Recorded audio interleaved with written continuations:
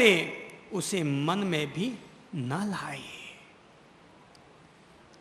तो पहली बात परिशह है। यह भी परिशह है कि किसी ने हमें गाली दी लेकिन फिर भी हमने कोई प्रतिकार न किया, यह भी हमने परिशह को सहन किया। तो पहली बात क्या हुई? कोई अगर हमें गाली दे तो भी हम क्रोध न करें। कोई अगर हमें गाली दे तब भी हम क्रोध न करें।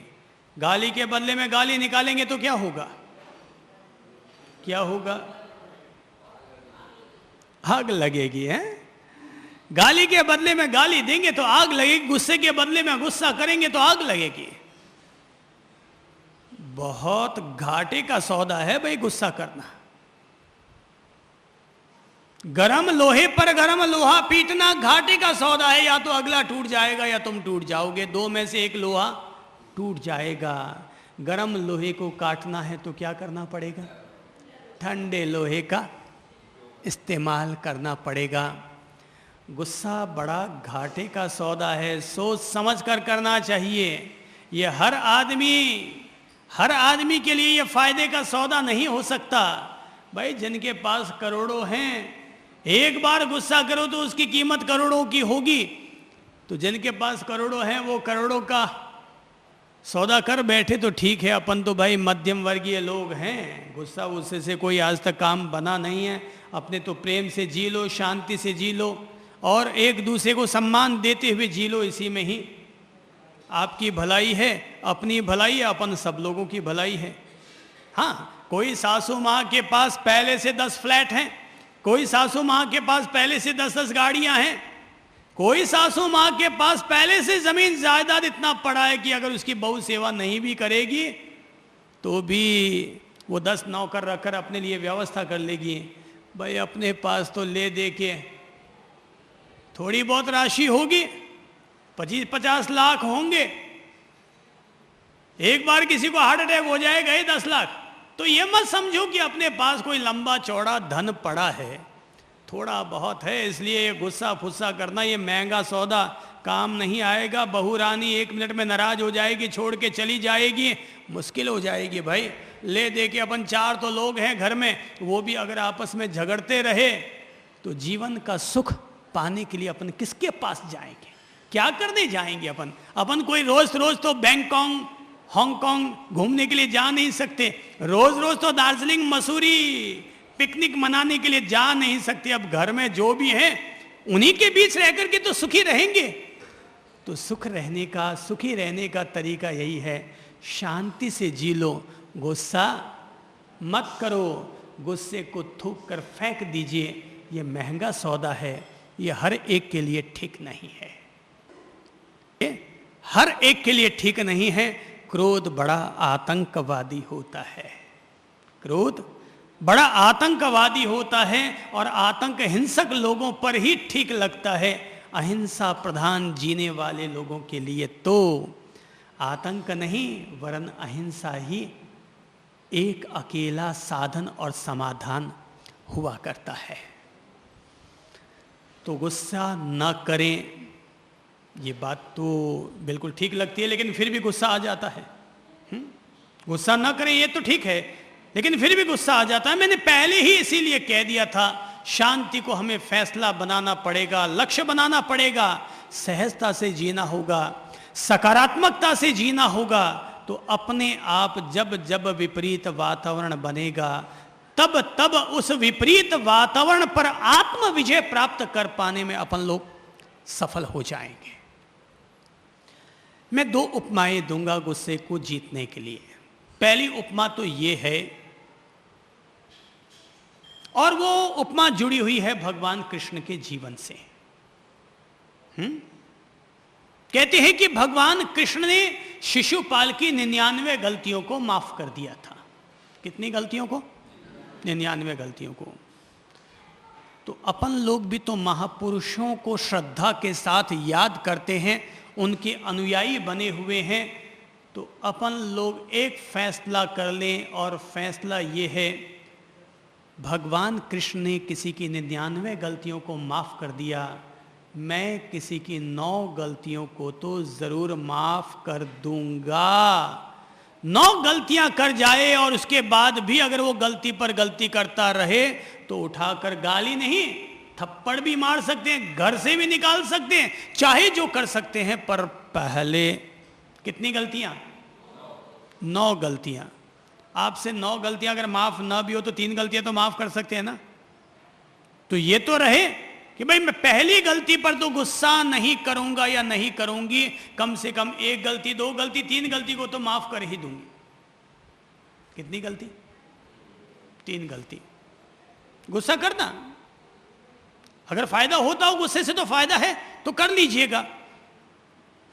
कुदरत अगर किसी चीज का निर्माण करती है तो पूरी तरह तो वो चीज गलत नहीं होती है, पर पहले चरण में ही सीधा गुस्सा न करें। कितनी गलतियों को माफ कर देंगे? 3 तो कर ही देंगे ना। 9 हो जाए तो और अच्छा है, पर 3 गलतियों को तो माफ करने का बड़ापन दिखा ही देंगे ना। हाँ, दूसरा जो उदाहरण, उपमा जिससे कुछ सीखा जा सकता है वो है, जो काम सुई से निपट सकता है उसके लिए तलवार मत चलाइए। जो काम सुई से निपट सकता है उसके लिए तलवार मत चलाइए। जो काम प्रेम से निपट सकता है उसके लिए गुस्सा मत कीजिए। सोचो, जो बात अपन लोगों ने गुस्से में आकर कही, गाली निकालते हुए कही, अगर वही बात हम प्रेम और शांति से कह देते तो हमें आज इस तरह से प्रायश्चित न करना पड़ता। जो काम किससे निपट सकता हो? सुई से निपट सकता हो उसके लिए तलवार मत चलाइए। मैंने इस उदाहरण को कई दफा कहा है और मुझे इससे अच्छा उदाहरण मिला नहीं है क्रोध को शांत करना किस तरीके से सीखा जाए, इसलिए मैं फिर आज इस उदाहरण को दोहरा देता हूं। और ये उदाहरण है इंस्पेक्टर का। इंस्पेक्टर जाता है, किसी मोहल्ले में दंगा छिड़ा हुआ रहता है, और वहां जाकर के जब वो लोगों को शांत करने लगता है तभी एक युवक आता है और आते ही उस पर, इंस्पेक्टर पर थूक देता है। साथ में रहने वाला थानेदार झट से अपनी रिवॉल्वर निकालता है, उसकी कनपटी पर जैसे ही लगाने लगता है कि इंस्पेक्टर कहता है रुको रुको। बोले इसने आप पर थूका और आप कहते हैं रुको। बोले हाँ रुको। क्या तुम्हारी जेब में रुमाल है? बोले हाँ सर मेरी जेब में रुमाल है। तो 2 रुमाल लेता है, थूक को पहुंचता है और रुमाल फेंक देता है। इंस्पेक्टर कहता है थानेदार जिंदगी भर याद रखो, जो काम रुमाल से निपट सकता है उसके लिए रिवॉल्वर चलाना बेवकूफ़ी है। जो काम रुमाल से निपट सकता है उसके लिए रिवॉल्वर मत चलाओ। ऐसा नहीं कहता कि रिवॉल्वर मत चलाओ, पर जो काम रुमाल से निपट सकता है उसके लिए रिवॉल्वर चलाना तो बेवकूफ़ी है। मैं ये नहीं कहता कि किसी पर गुस्सा मत करो, पर जो काम प्रेम से नहीं निपट पाता है तभी तो गुस्सा करो ना। बेटे को 2 बार समझा दिया, 10 बार समझा दिया, प्रेम से समझा दिया, फिर भी अगर नहीं मानता तो गुस्सा करो ना, कौन मना किया। पर पहले चरण में गुस्सा मत करो। तो श्री भगवान कहते हैं कोई तुम्हें गाली दे तो तुम वापस बदले में गुस्सा मत करो। जरा एक बात बताओ कि अभी जब आप बयासना करेंगे, भोजन लेंगे, तो कोई आपको खाने में लाकर के भोजन देगा? जैसे मान लो रसगुल्ले परोसे, आपने 2 खा लिए, 4 खा लिए, कोई फिर 5वां लाकर देगा तो आप क्या कहेंगे? मना कर देंगे, जरूरत नहीं है, जरूरत नहीं है। तो भाई कोई गाली देना तो भी बोल दो भाई जरूरत नहीं है, अभी जरूरत नहीं है, वापस ले जा, अपने को अभी जरूरत नहीं है। वो मारवाड़ी शब्द है जो कहते हैं खप्पे को नहीं, खप नहीं है, जरूरत नहीं है, खप नहीं है। तो बोले कोई गुस्सा करे, गाली दे, बोले अभी खप नहीं है भाई, अभी दिल में जरूरत नहीं है तेरी गालियों की, तू तेरा माल तेरे पास रख, तेरा माल तेरे पास रहेगा। अगर अपन बोल बैठे गाली निकालने वाले के बदले में, तब तो वो गाली गाली नहीं रहेगी। गणित में 1 और 1 कितने होते हैं? 2 होते हैं, पर गालियों का जो गणित है ना वो बड़ा विचित्र है। वहाँ 1 और 1 2 नहीं होते हैं, वहाँ सीधे 11 होते हैं। वहां गाली के बदले में गाली नहीं निकलती है, गाली के बदले में सीधा कंठ पकड़ा जाता है और घूंसा टिकाया जाता है। गाली का मामला ऐसा ही है, गुस्से का मामला ऐसा ही होता है भाई। वहां गाली के बदले में गाली नहीं आती,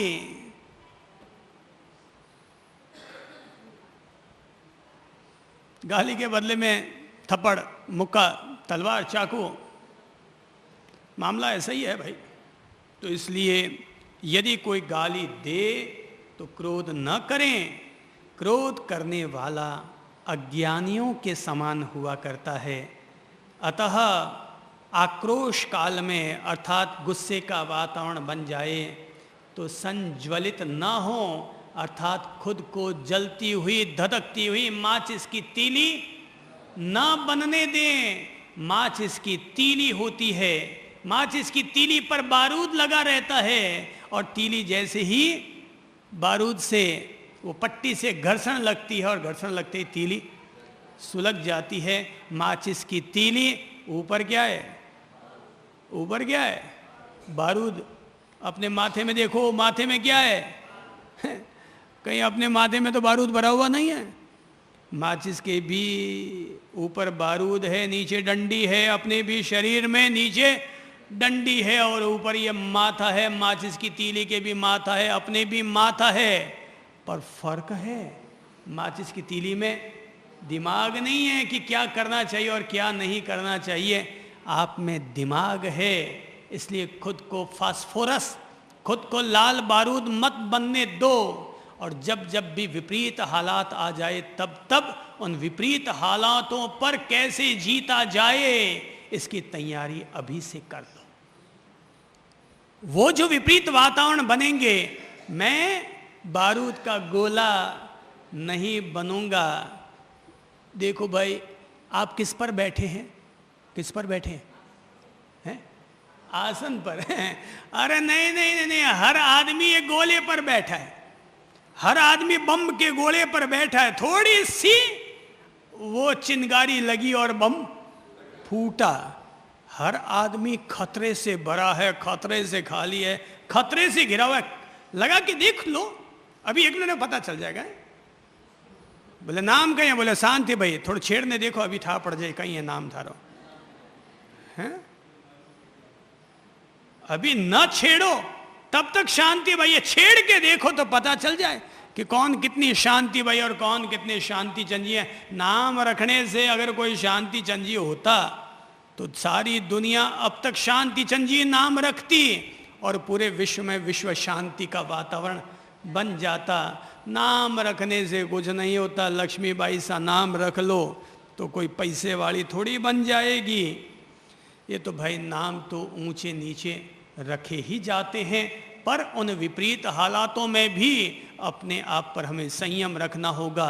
और इसीलिए आक्रोश नामक परिशह को जीतने के लिए, क्रोध नामक परिशह का सामना करने के लिए हमें सहजता से जीना होगा, सकारात्मकता से जीना होगा।